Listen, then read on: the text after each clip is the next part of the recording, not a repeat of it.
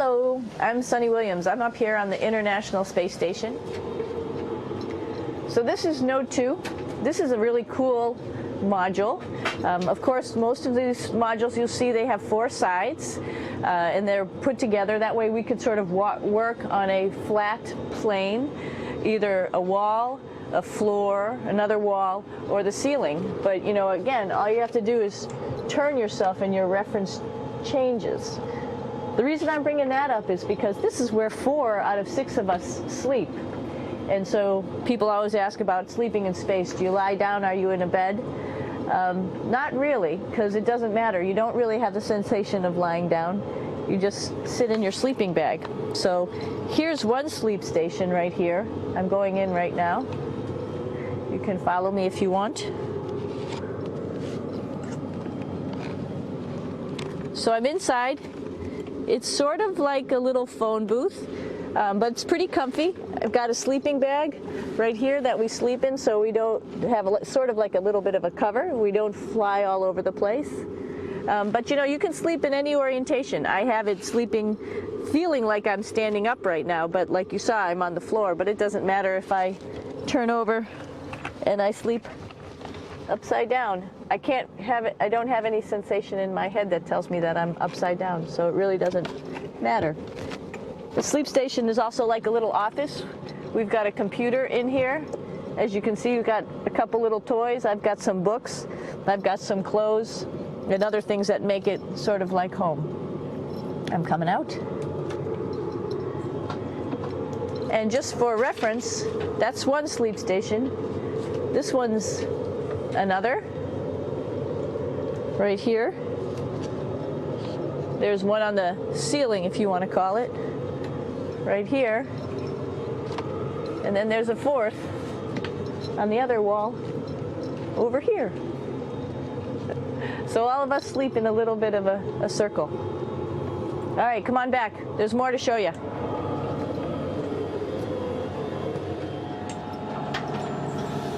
I know that there's some questions about how to use the bathroom and how do you actually live in space like normal, like at home. I mentioned real quickly about getting up in the morning and brushing your teeth and washing your face. Well, how do you do that? Well, here is the bathroom essentially. You get up in the morning and we have a little kit and it has all the essential things that you need, like your toothbrush and toothpaste and brush. See how much better the brush makes my hair look? I'm just joking. It still stands up straight. It doesn't matter where you are. It's always going to stand up straight while you're up in space. A lot of people ask about toothbrush and toothpaste. So, luckily enough, toothpaste, you can do it upside right this way, is sticky, and so it sticks to your toothbrush. No problem. Another cool thing is that water sticks to your toothbrush too. If you can see it, I'll have some water come out. The water is pretty neat up in space. It'll stick to your toothbrush and it will make a big bubble, and that's just by surface tension. And then you can drink it. So a lot of people ask about what do you do with the toothpaste after you brush your teeth.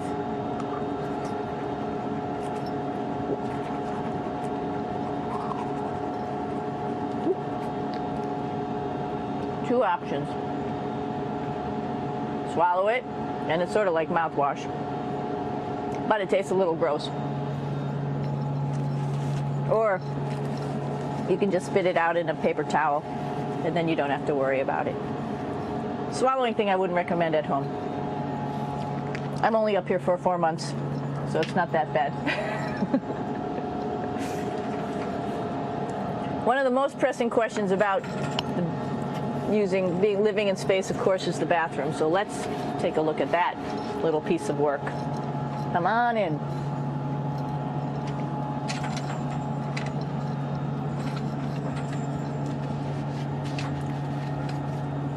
Here we are at the throne.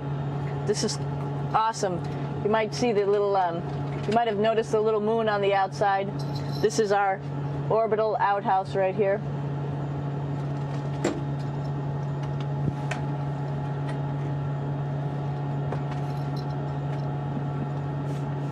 And of course, it serves for two functions. Number 2, right here. I'll show you. But you see it's pretty small, so you have to have pretty good aim, and you be ready to make sure things get let go the right direction. And it smells a little bit, so I'm closing it up. And that's, of course, for number 2. And this guy right here is for number 1. So they're sort of two slightly separate functions, but you can do a little, essentially both, by hanging on right here and doing number 1 and number 2. I might add it's color coded, so you really don't get it mixed up, which is nice. This is yellows for number 1. And also there's a selection of paper. People always ask about toilet paper. What do you do with toilet paper? What kind of toilet paper do you have? We have gloves, just because sometimes it does get messy. We have some Russian wipes, which are a little bit coarse if you like the coarse type of toilet paper. We have some nice tissues, which are nice and soft if you like soft toilet paper.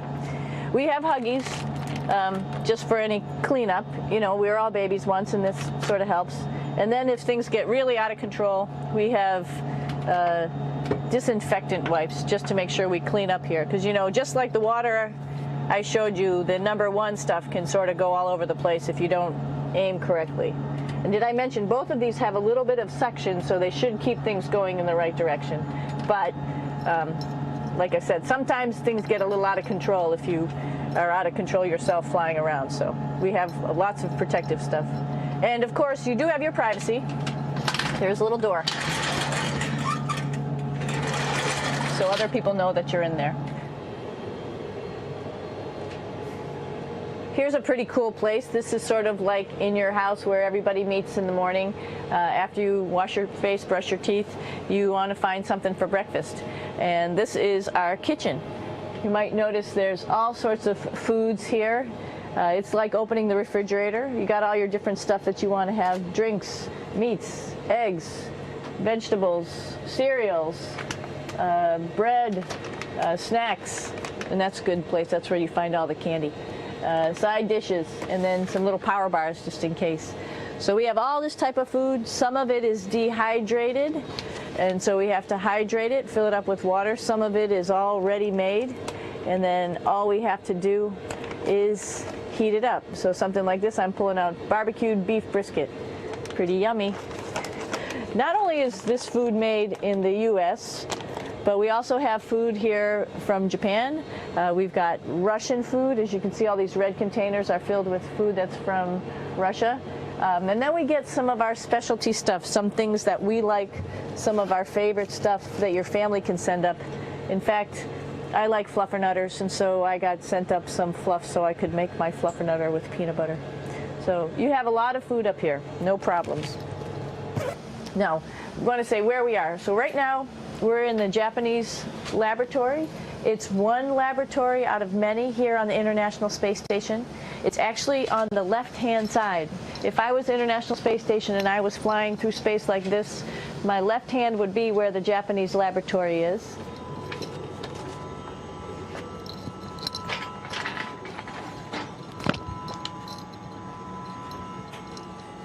So now again, we're on the right-hand side, all the way on the right of the International Space Station. This is Columbus, the European module. It has science experiments all over. You could see it looks a little bit crowded. And here we do a lot of our medical experiments.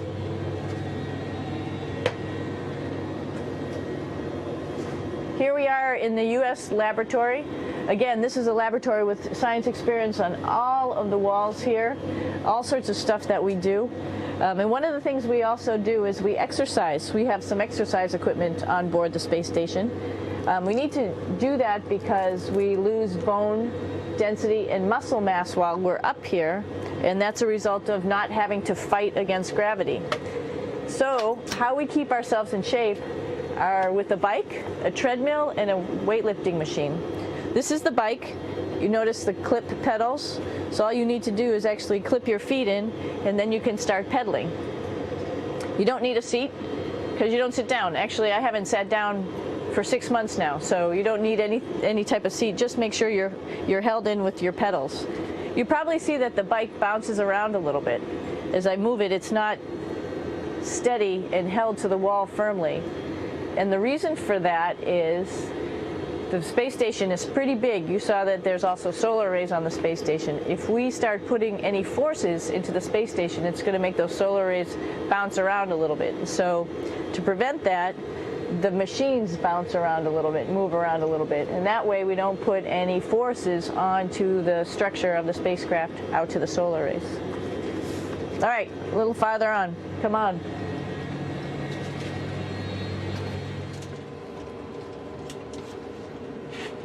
I'm here with my two buddies in the airlock. Actually, these are two spacesuits that are ready, primed up to go outside, as we call it, to go do a spacewalk in case we have to do anything outside. Some of the things we do outside are just like inside, repairs. We have a lot of electrical boxes and machinery and solar arrays, in fact, that I talked about earlier, that are outside, and sometimes they don't work quite right. Remember, space is really cold and really hot, and it's also the vacuum of space with no pressure, and so some of the equipment doesn't work well all the time. So we might have to go out and do a spacewalk. Right behind me is actually the hatch that you go out into space, and right now we have it filled up with a couple other spacesuits because we've got 4 of them up here and some of our tools. But right behind here is the hatch in which you actually go right outside into the vacuum of space. The spacesuit is pretty big, as you can see. It's like being a football player. Part of the reason it's so big and bulky is because of this backside, this backpack. It's like going on a hike with a backpack, but the backpack and the suit weighs about 300 pounds. Luckily in space, nothing really weighs anything, so you don't feel that it's so heavy.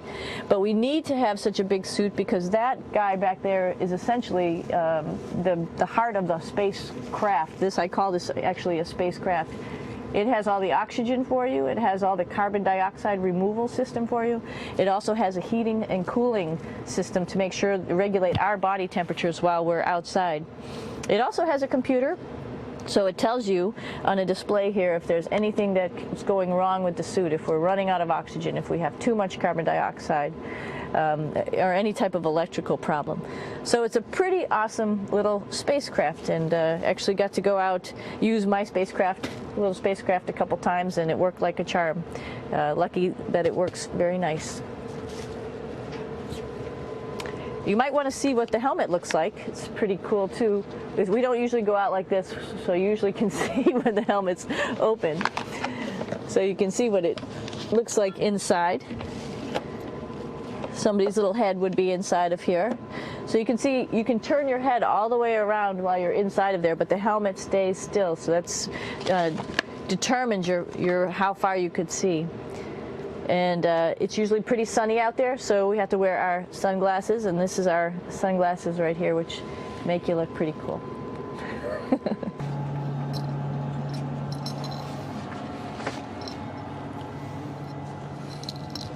It's like a glass-bottom boat. This is the cupola. It sticks down below the space station. It's one of those places you find yourself hanging out in all the time because all you want to do is look back at our planet. I think some questions I had were about what do you do in your free time? And you can't help but want to just come to the cupola and look outside as much as you can. And a lot of folks, I play this game with myself about where we're flying over the Earth. Try to come in here and just guess. After being here for a little while, you can sort of figure it out. You can tell different cloud types over different continents. You can tell different soil types over different continents. So let's see. And then, of course, there's a lot of ocean.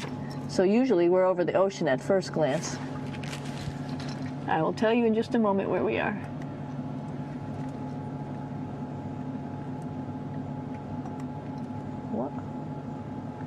There we go. So right now we are right over Africa. It's a little bit cloudy, as you can tell. So we're right over the continent of Africa. Hey, what's that? I think that's a Soyuz spacecraft. That's the spacecraft that's taken us home to planet Earth today. Oh my gosh. We might have to go take a look at that. That's pretty cool. It's a little bit smaller than the rest of the spacecraft, the space station, so you'll see if we go there, it'll be a little bit more crammed. But we're going, you can look all the way back to the back of the spacecraft, which is where the Russian segment is, and then you could look all the way forward to the front of the spacecraft, where the Japanese laboratory, the European laboratory, and the American laboratory are, and then back to the solar arrays where we started in this morning when we were looking out the Japanese window.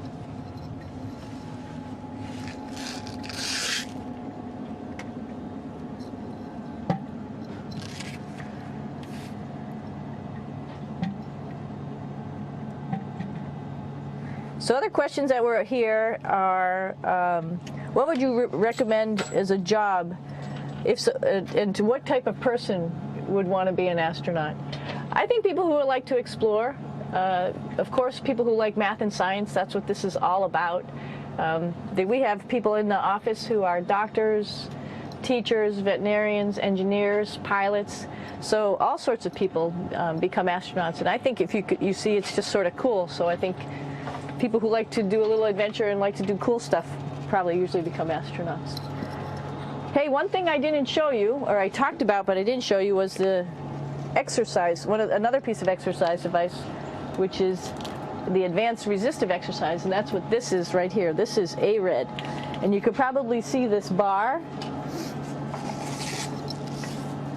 Let me just do a little bit of maneuvering here. Stand by. You have to set it up just like at any other gym.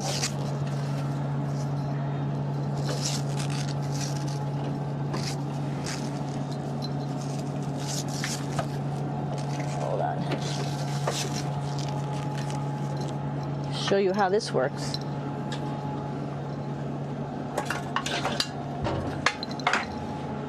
So you can see you can change your attitude just by going from one module to the next, going up from the cupola down here. This is what we call the ARED, and with this you can lift weights based on vacuum in these cylinders, just like you do at home at a gym. For example, if I wanted to do a squat, I could do it like this. Oops. I should need some weight on this thing. I'm not lifting with anything, so it's too easy.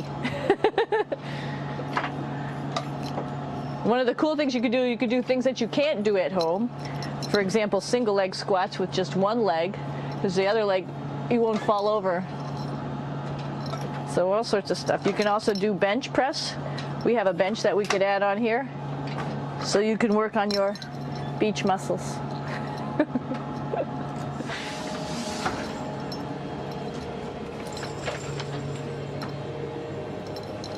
Hey, Aki, what are you doing down there?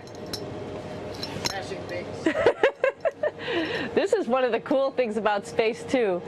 It sort of looks like there's a big old hole here, but you don't even think twice about it. You could just jump over the hole, or if you want, you can go jump into the hole. I'm coming down. Woo!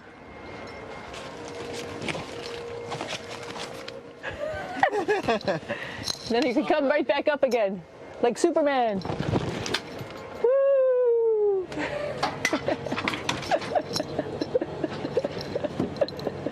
We're lucky we have a really cool big space station that you can fly around in.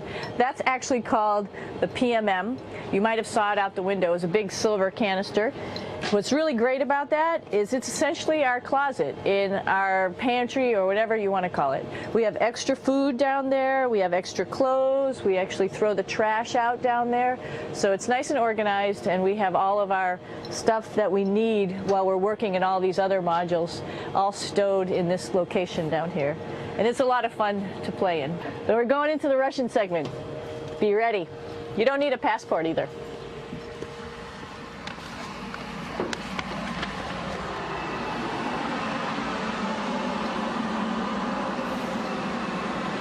It goes a lot farther back than this. We'll go take a trip and say hello to the boys down there in just a minute. Well, let's do that first, actually, and then we'll go down to the Soyuz at the very end. This is Yevgeny. Hi. Doing a little tour.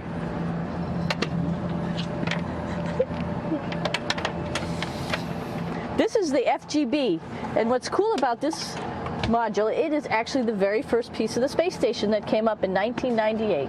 The space station has been around for about now, manned for 12 years, but it's been up in space for about 14 years. And this was the very first.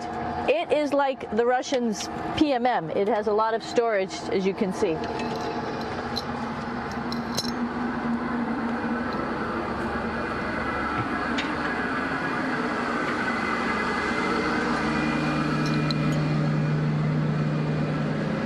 Можно? Снимаем. Чуть-чуть. So here we are in the heart of the space station, really. This is the service module. This is the central post.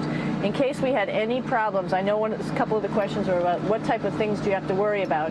And some of the things we have to worry about in space are fire. If we had a fire, if we had a depressurization, like we were hit by a micrometeorite and it made a hole, or if we had some type of toxic atmosphere. We use ammonia for our radiator, so there is a possibility that ammonia could come into the vehicle, and then it would be bad for all of us.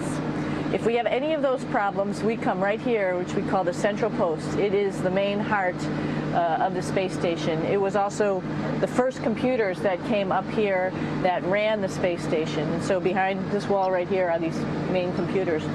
So we gather here as a group of 3 or 6 and then figure out how we're going to either fight the fire, patch the hole, or solve the toxic spill. And what's cool about this module, of course, it's the central post. It also has great windows right down toward Earth. It has controls to fly in visiting spacecraft if they need some assistance right here. It has Russian computers as well as American computers to help us control anything we need to on the space station. It's a couple of our crewmates back there, Oleg Novinsky on the right and Yuri Malenchenko on the left. And there's also a second bathroom here, which is really cool because 6 of us going to one bathroom is really tough. And so there's one bathroom here and one bathroom on the other side where I showed you. And you can probably see on the wall behind Oleg and Yuri some of the heroes of the space program.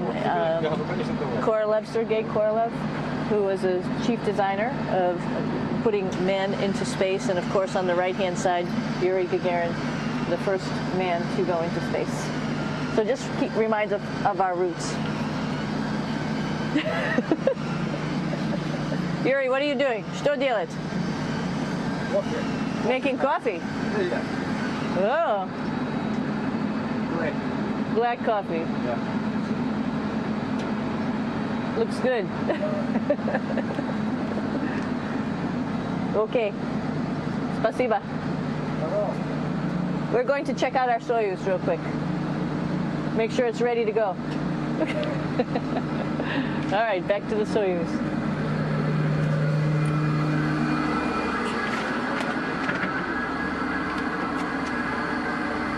I'm going to stop here just for a quick second. You can see on the Russian spacecraft there's also other modules that stick out, down, and above. Right here is, let's see, I'm trying to be oriented. That's a place where we do spacewalks from for the Russian side. There's Russian spacesuits in here, and also a visiting vehicle which brought fruits and vegetables and becomes a trash container when we undock. Up on this side is also a future place where they're going to do spacewalks from, and connected to it is Kevin's, Oleg's, and Yevgeny's Soyuz spacecraft. And now let's go see ours. Whoop. Извините. No problem. Это пробка.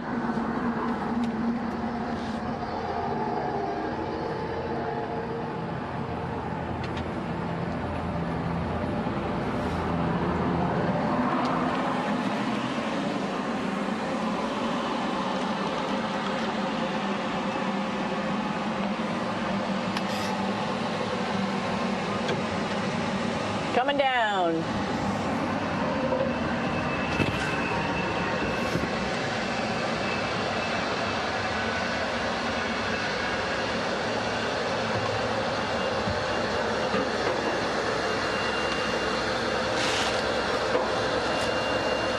It's a little tricky getting in here.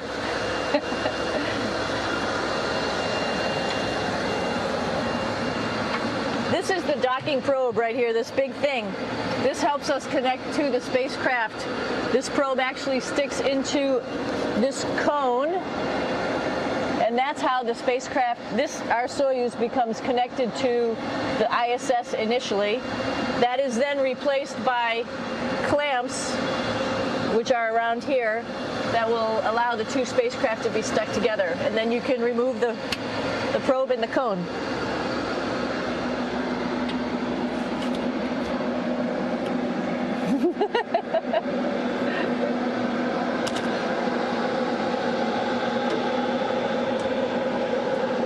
You okay?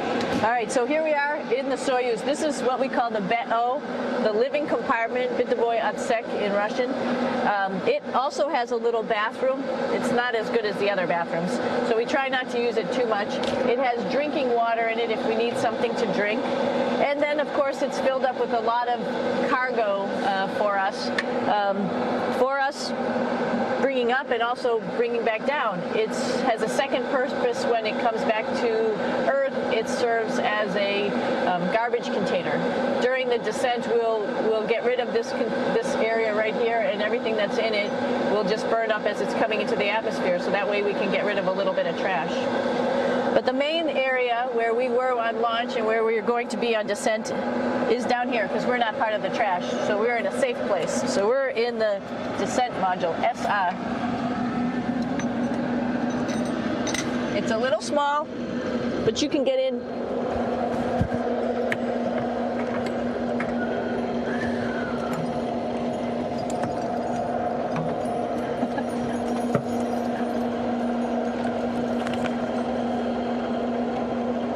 Not sure how well you could see in here. Hold on for a second. I'm going to turn it up this way, just so you could see the hatch, and you could see Kevin. It's a little bit small, but we'll come in and show you around. You coming in? Probably not. Okay.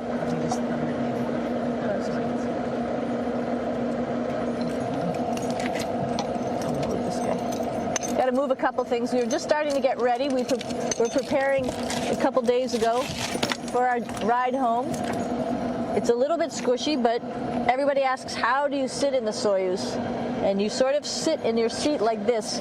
The seat is molded to your body, and so you can just sort of squish in here and be pretty relaxed. Everybody has a handmade seat for them.